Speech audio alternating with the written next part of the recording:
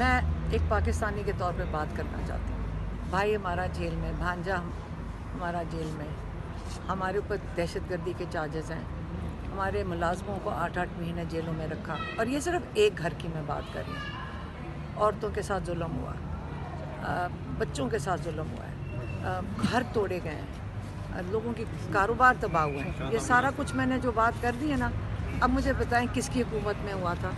اس کے اندر جو بھی پارٹیاں بیٹھی تھیں، زیادتی ہوئی ہے ہمارے ساتھ، پاکستانیوں کے ساتھ جو ظلم ہوا ہے، اس ظلم کے خلاف لوگوں نے 8 فروری کو جا کے ووٹ ڈالے کہ نہیں ڈالا. اب کہہ رہے ہیں کہ اس کے بعد انہی کے ساتھ جنہوں نے ظلم کیے، میں پاکستانی ہوتے ہوئے کہہ رہی ہوں کہ مجھے تو قبول نہیں ہے. اگر باقی پاکستانیوں سے آپ پوچھ لیں جنہوں نے ووٹ ڈالا ہے، آپ ان سے بھی چیک کر لیں.